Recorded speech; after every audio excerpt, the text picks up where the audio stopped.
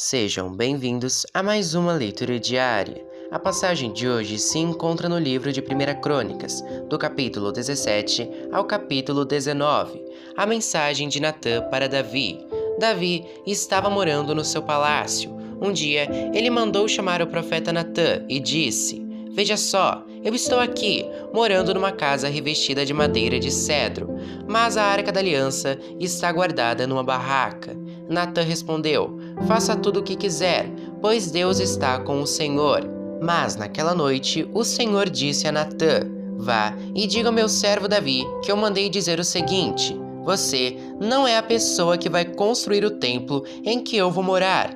Desde o tempo em que tirei o povo de Israel do Egito até hoje, eu não tenho morado em nenhum templo. Tenho sempre morado numa tenda e mudado de um lugar para outro. Em todas as minhas viagens com o povo de Israel, nunca perguntei a nenhum dos líderes que escolhi por que razão eles não construíram para mim um templo revestido de cedro. Portanto, diga ao meu servo Davi que eu, o Senhor Deus Todo-Poderoso, digo o seguinte: eu tirei você do trabalho de cuidar de ovelhas nos campos, para que governasse o meu povo de Israel. Estive com você em todos os lugares por onde tem ido, e o defendi de todos os seus inimigos conforme você foi avançando. Eu farei com que você seja famoso, tão famoso quanto os maiores líderes do mundo. Escolhi um lugar para o meu povo de Israel e o fiz morar ali, num lugar onde eles viverão sem nunca mais serem perseguidos. Desde que entraram nesta terra, eles têm sido atacados por povos violentos, mas isso não acontecerá mais. Prometo derrotar todos os seus inimigos e dar descendentes a você. E quando você morrer e for sepultado ao lado dos seus antepassados, eu colocarei um dos seus filhos como rei e tornarei forte o reino dele. Será ele quem construirá um templo para mim, e eu farei com que os seus descendentes governem para sempre. Eu serei pai dele, e ele será meu filho. Nunca retirarei dele o meu amor, como fiz com Saul, que foi rei antes de você. Eu colocarei como responsável pelo meu povo e pelo meu reino para sempre. A sua descendência real nunca terminará."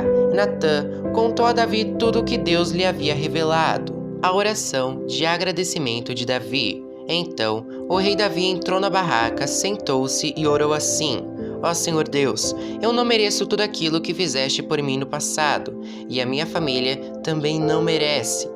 E como se isso ainda fosse pouco, estás fazendo promessas a respeito dos meus descendentes no futuro. E tu, Senhor Deus, já me estás tratando como um grande homem. O que mais posso te dizer? Tu me conheces bem, e no entanto, me honras a mim teu servo. Era teu desejo e propósito fazeres isso por mim e me mostrares a minha futura grandeza. Ó Senhor, não há ninguém igual a ti. Nós sempre soubemos que só tu és Deus. Não há nenhuma outra nação na terra como o teu povo de Israel, que libertaste para ser o teu próprio povo. As grandes e maravilhosas coisas que fizeste por eles tornam o teu nome famoso em todo o mundo. Tu libertaste o teu povo do Egito e expulsaste as outras nações conforme o teu povo ia avançando. Tu fizeste com que o teu povo de Israel fosse teu para sempre, e tu, Senhor, te tornaste o seu Deus. E agora, Senhor Deus, confirma para sempre a promessa que fizeste a meu respeito e a respeito dos meus descendentes, e cumpre o que disseste que ias fazer. A tua fama será grande, e para sempre as pessoas dirão: o Senhor Todo-Poderoso é o Deus de Israel, e tu farás com que sempre haja reis entre os meus descendentes. Ó meu Deus, eu tenho coragem para te fazer esta oração, porque revelaste a mim, teu servo, que farás com que os meus descendentes sejam reis. Tu, ó Senhor, és Deus, me fizeste essa maravilhosa promessa. Eu te peço que abençoes os meus descendentes para que eles continuem a ter sempre a tua proteção. Tu, ó Senhor, os tenha abençoado, e que a tua bênção esteja com eles para sempre." Capítulo 18. Diversas vitórias de Davi. Algum tempo depois, Davi atacou de novo os filisteus e os derrotou. Tomou deles a cidade de Gate e os povoados que ficavam ao seu redor. Também derrotou os moabitas, que ficaram dominados por ele e lhe pagavam impostos. Depois, Davi atacou Hadadezer, que era o rei de Zoba, na Síria, perto da região de Amate. Isso aconteceu quando Hadadezer estava tentando conquistar a região que ficava ao longo do rio Eufrates. Davi tomou de Hadadezer 1000 carros de guerra e prendeu 7.000 cavaleiros e 20.000 soldados de infantaria. Ele também ficou com cavalos suficientes para puxarem 100 carros de guerra e aleijou os outros. Os sírios de Damasco foram socorrer Hadadezer e Davi os atacou e matou 22.000 deles. Em seguida, colocou acampamentos militares no território dos sírios de Damasco. Davi os dominou e eles lhe pagavam impostos. O Senhor Deus fez com que Davi fosse vitorioso em todos os lugares. Davi tomou dos oficiais de Hadadezer os escudos de ouro que eles usavam e os levou para Jerusalém. Também tomou uma grande quantidade de bronze das cidades de Tibate e de Cum, que eram governadas por Hadadezer. Anos mais tarde, Salomão usou esse bronze para fazer o tanque, as colunas e objetos para o templo.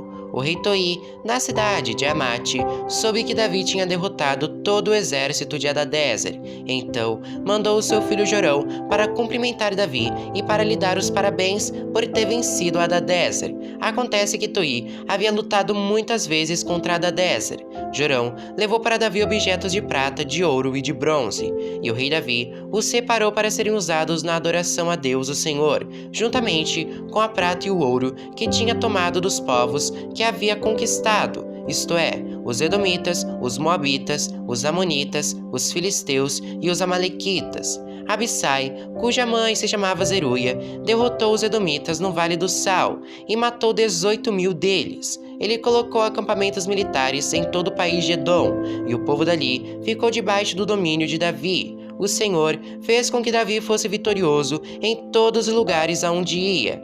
Davi governou todo Israel e fez com que o seu povo fosse sempre tratado com justiça. Joabe, irmão de Abissai, era o comandante do exército.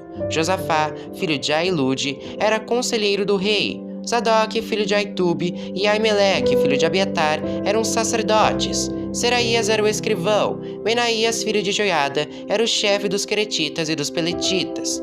E os filhos do rei Davi tinham as mais altas posições no seu serviço. Capítulo 19. Davi vence os amonitas e os sírios. Algum tempo depois, morreu o rei Naás do país de Amon, e o seu filho Anum se tornou rei. Davi disse: Eu serei bondoso com Anum, assim como Naás, o seu pai, foi bondoso comigo. Então enviou mensageiros a Anum para mostrar a sua amizade. Quando os mensageiros chegaram lá e visitaram o rei Anum, os líderes amonitas disseram a ele: O Senhor pensa que é em honra do seu pai e para mostrar amizade ao Senhor que Davi enviou estes homens. É claro que não. Ele os mandou aqui como espiões, a fim de ficarem conhecendo a nossa terra, para poderem conquistá-la. Então, Anum pegou os mensageiros de Davi, raspou a barba deles, cortou as suas roupas até a altura das nádegas e os mandou embora. Eles ficaram tão envergonhados que não tinham coragem de voltar para casa. Quando Davi soube disso, mandou-lhes dizer que ficassem na cidade de Jericó e que só voltassem quando as suas barbas tivessem crescido de novo. O rei Anum e os amonitas compreenderam que tinham feito de Davi um inimigo. Por isso, contrataram na Mesopotâmia e em Maaca e Zoba, na Síria, carros de guerra e soldados de cavalaria. Pagaram para isso mais de 34.000 quilos de prata. Os 32.000 carros de guerra que eles haviam contratado e o exército do rei de Maaca foram e acamparam perto da cidade de Medeba. Os amonitas também saíram de todas as suas cidades e se aprontaram para a guerra. Quando Davi soube disso, enviou contra eles Joabe e todo o exército israelita.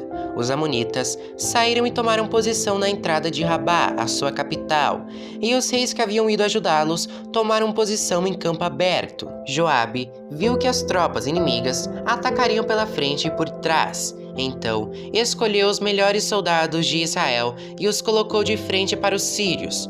Deixou o resto das suas tropas debaixo do comando do seu irmão Abissai, que as colocou de frente para os amonitas. E Joabe disse a Abissai: Se você perceber que os sírios estão me vencendo, venha me ajudar. E se os amonitas estiverem vencendo você, eu irei ajudá-lo. Seja corajoso, Vamos lutar com firmeza pelo nosso povo e pelas cidades do nosso Deus, e que seja feita a vontade de Deus, o Senhor. Então Joabe e os seus soldados avançaram para atacar, e os sírios fugiram. Os amonitas viram os sírios fugindo, e aí eles também fugiram de Abissai e voltaram para dentro da cidade. Então Joabe voltou para Jerusalém.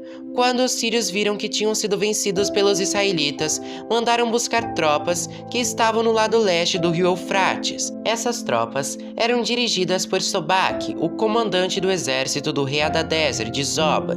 Quando Davi soube disso, reuniu o exército israelita, atravessou o rio Jordão e colocou as tropas de frente para os sírios. A luta começou e os israelitas fizeram os sírios fugir. Davi e o seu exército mataram 7.000 soldados sírios que guiavam carros de guerra e 40.000 soldados de infantaria.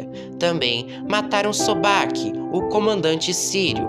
Quando os reis que eram chefiados por Hadadezer viram que tinham sido vencidos pelos israelitas, fizeram paz com Davi, ficando debaixo do seu poder, e os sírios nunca mais quiseram ajudar os amonitas.